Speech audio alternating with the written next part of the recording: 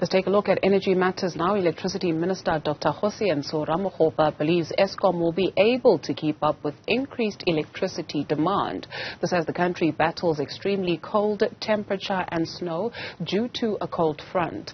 Ramokgopa says this is due to improvements in generation capacity and interventions by various stakeholders, including businesses and the public.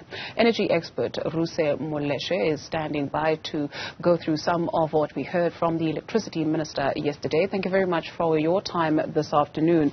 So the Electricity Minister says there's leeway in the system to deal with peak weather patterns, given that it was snowing earlier and today is the coldest day of winter so far.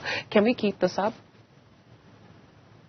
We are yet to see, but I would agree with the Minister. There is improvement in terms of the energy availability factor within Eskom compared to where we've seen it last year or in the past few months.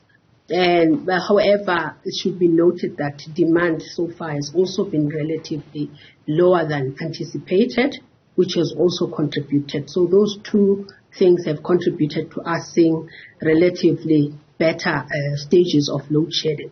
And we have not been using diesel as much as we've been using it before.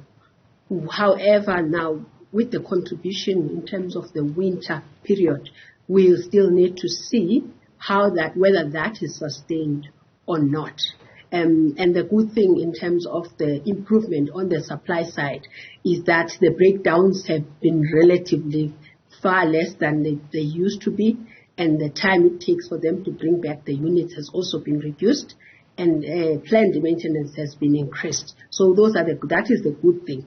But we are yet to be tested in terms of a relatively higher demand that is attributed to the weather, which we are starting to see now. If that is sustained, then we will safely say that the Eskom is able to sustain over a period of time the current situation. Speaking of demand, the Electricity Minister noted that anticipated winter demand is predicted to be 34,000 megawatts a day, and we are not there yet. And that is by and large also because South Africans are adhering, or they are hearing the call to switch off the geysers, switch off the lights when you don't need them. So what role can you and I play in also helping? So what we can do is to reduce especially the evening peak. As you can see, stage 3 tends to now happen in the later part of the evening. So to reduce the peak would be for us to switch off, as you correctly pointed out, the geyser. There are those that are already using solar PV systems, and in there, though the demand is really reduced during the day, but that also contributes. Energy efficiency, some have implemented solar lighting and all of that. They've reduced their pumps, use a whole lot of different things, that switching off the lights when you're not using them. That's how consumers can contribute to reducing the demand to the system. On the supply side, he mentioned a number of interventions, and one of them is releasing of Eskom-owned land to the private sector for generation. Do we have more detail on this? So we have interventions that are immediate, which are happening now. And then we have interventions that will happen in the near future. So Eskom had previously leased their land to private players who are currently in the process of developing those projects. Once those projects are online, then we can start counting their contribution in the system. I think what we can count as contribution in the system right now from IPPs is the wind projects, which in the previous week performed much better, above 2,000 megawatts, and they reduced a little bit this past 7 days. So because of the weathers in the Western Cape and where those wind projects are located. So that has contributed. But some of the interventions the Minister is talking about are things that have not happened to date, but these are things that are expected to happen and in the long run contribute to the supply. For instance, Kusile, he mentioned Kusile and Medupi units that will be coming back. He expected Medupi unit to come back, unit 4, to come back earlier than expected.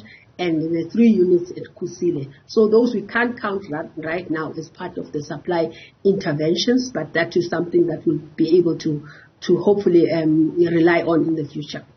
He also mentioned Car Powership, which has docked in Maputo. He says he will be able to give an update in terms of how immediate it will feed us in about a week's time, but was also asked about the deal for South Africa, where initially we were talking about 20 years. He came in, he was saying maybe 5 years. Have you formulated an opinion around Car Powership and South Africa?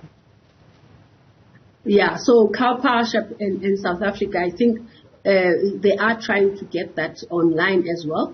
But infrastructure, for instance, in the ports, there's some lead times there as well in terms of us seeing it happening, and some interventions. I think the minister mentioned that they are still waiting for feedback based on the timeline they've proposed to the Car Powership contractor. So I think that will also possibly come on stream, but it will take a while, based on all those things that still need to happen to make sure that it can connect to South Africa. In terms of Mozambique, the 100 megawatts that was envisaged, again, that's something that's still in the pipeline in terms of negotiations, but that's something that's also expected to come through. So all of these interventions have got some lead time, some relatively shorter and some relatively longer. So those are still not contributing to the system, but are expected to, as Maputo is also expected to provide about 600 megawatts in the next 6 months. Ruse Moleshe is an energy expert. Thank you very much for your time this afternoon.